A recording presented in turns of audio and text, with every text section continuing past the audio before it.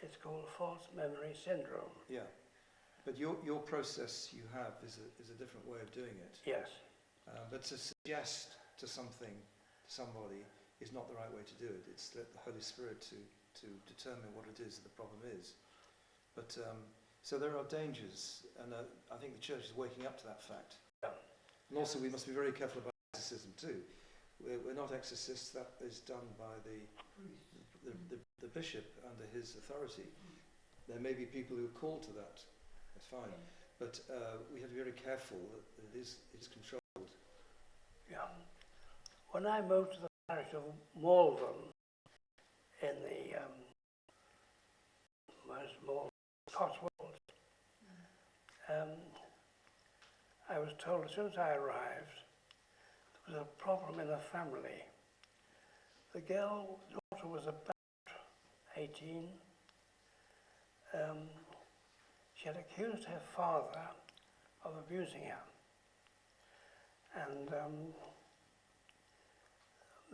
one of the teachers in the school, when this 18-year-old had been a girl in the school, one of the teachers told me that this girl, if there was anything wrong with anybody in the class, she had the same thing wrong.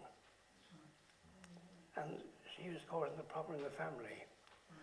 Now, I went to see her a year later in the psychiatric ward in the local hospital. She'd caused problems. It's called false memory syndrome.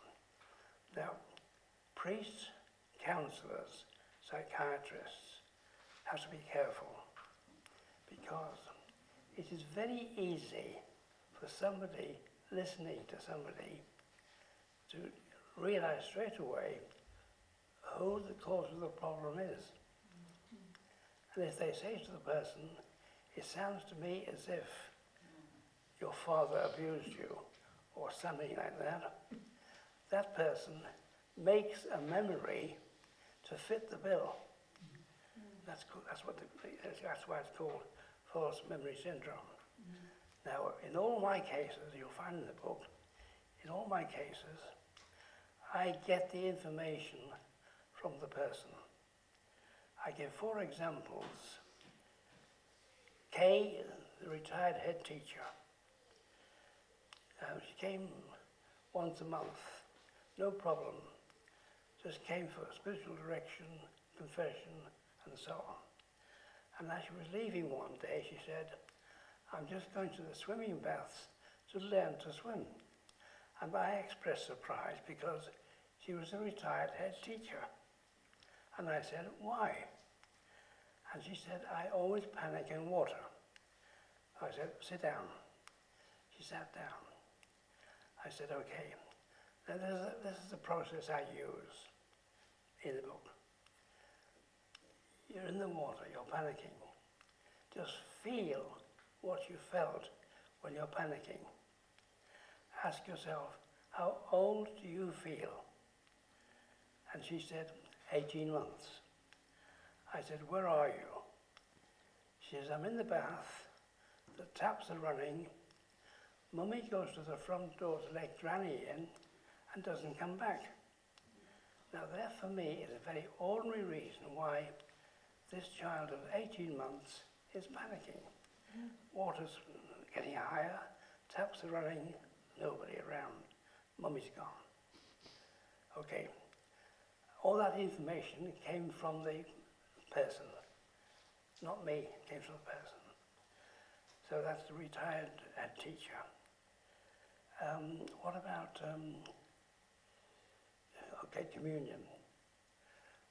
A lady came to me after a talk I'd given on healing to say to me, I cannot go to the altar rails to receive communion without feeling physically ill. Sometimes I can get there, sometimes I can't. I always feel physically ill. So I said to her, okay, right. Now, imagine you're going down to the altar rails. How old do you feel? And she said, 2. I said, why? Well, when I was a toddler, somebody I was with was going to receive communion, took me down with them, and at the altar rails, another lady, committed suicide and cut her throat and gave this child, 2 years old, a fright. Now, since she was 2 years old, she's never been able to receive communion, never go down to the altar rail without feeling physically ill because of this memory. Okay, so she told me what happened. What else? Okay, brown coat. Some of you remember the year 1976. Very, very hot year. Okay, I'm giving a retreat somewhere in Windsor. In the morning, I'm giving talks. In the evening, I'm giving talks. In the afternoon, I'm seeing people. Okay, that morning, I gave a talk on healing. Afternoon, one person, 2, 3 people came in. The fourth lady who came in said to me, "Father, do you mind if I turn on the electric fire?" This was August 1976. I kept a straight face and said, "Carry on." She turned the fire on. She was always cold. And we talked about prayer. And we went ordinary until, in the middle of a sentence, she suddenly stopped and said, "That brown coat." I said, "What brown coat?" Well, when I was 8 years old, and by the way, I don't know why, the age of 8 is significant for females. Don't ask me why. When I was 8 years old, my mother made me wear this brown coat, a brown dress, to go to school in. I used to hate wearing it, so I wore my coat on top. Now, at the age of 8, she has to have a reason for herself, the children, for the teachers. Why is she wearing a coat? So she makes up a reason. She's cold. Now, she can't live with a conflict. If she's saying I'm cold, the body goes cold. And she lives from the age of 8 to 40, cold all the time. Now, 3 months after seeing me, she came back to Dowie and she said, "Father, since that day I saw you, I haven't been cold."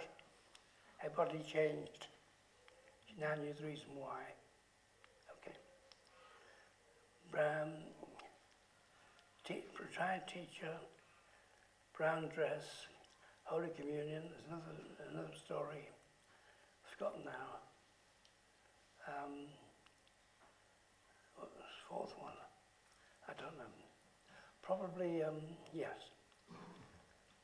Yeah, Jim. A chap called Jim and his brother. Their father died recently, and the two of them, two brothers, are working on the father's estate, waiting for probate. They have a sister married in America, and the American brother-in-law is on the phone to Jim, and he's ranting and raving and saying, "Why aren't you getting on with this estate?" And they can't, they're waiting for probate. And Jim says to me, "I feel terrible, what can I do about this brother-in-law?" I said, "Okay.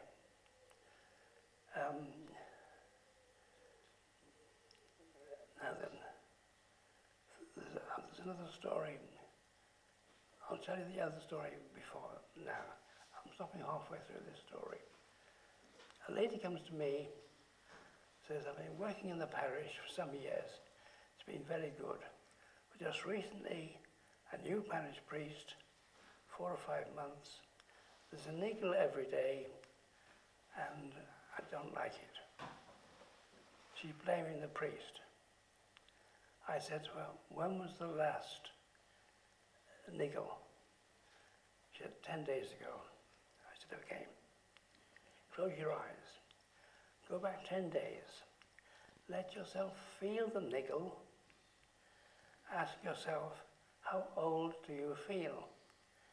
And she said, "It's my mother." I said, "What is?" "Well, when I was a girl, my mother used to say things, and this priest is saying exactly the same thing, and without knowing it. Now, the priest has a name. He's called the presenting problem, and the mother is the real problem. Now, go back to the brother-in-law with his sister in America. The brother-in-law on the phone is the presenting problem because he brings out the problem, and the real problem is the father. Because when I say to Jim, how old you feel, he says 6. And I say, why 6? He says, I don't know. It's my father. I said, are you at home at school? He said, at home, it's my father. So what I'm saying is this, all the information comes from the person involved, not from me. The person who, call the person talking to me is my client. My client is blaming somebody. And it turns out the person they're blaming is the presenting problem, not the real problem. The real problem is somebody else, because the presenting problem reminds the client of the problem. The lady working in the parish, priest seems to be making problems with her. She thinks he's hurting her. He's not. It's the mother when she's a girl. Priest is the presenting problem. Jim and his brother-in-law. Jim's brother-in-law is the presenting problem. The brown dress is the mother. That's different. You'll have to read my book to get the chapter on the process. So the process is, the person has a problem. I get the person to feel the problem, feel what they felt at the time the problem took place, then ask themselves how old do they feel. Now, I don't know whether this is psychology, whether this is, if I ask the person to feel what they felt when they felt the problem, is it, what's the word? Not auto-suggestion. It's like reflection about what happened. I don't know. I think it's a question of, it's a spiritual thing, and the person is blaming somebody, whereas somebody else is the real problem. Transference. Yeah, like the mother is the real problem, and the priest is the presenting problem. Now, in each case, I'm not telling the person who I think is to blame. They're telling me. So that's what we mean by, Peter just said, false memory syndrome. I don't say to the person, I think this is what's happened, and then they make up a memory. They tell me what's happened. So there's no possibility of this problem of false memory syndrome. It can be a problem. Okay. Now, you yourselves can do something. For instance, if any of you have a problem with somebody, ask yourself, okay, how does the problem arise? How does the problem arise? Then you say to yourself, let me feel the problem, what's happened, let me feel it, and ask myself, how old do I feel? And you're taking back to the original problem, to the presenting problem. Do it yourself. And you say to yourself, I'm blaming somebody, but somebody down my life. Now, from my experience, I know this. In everybody,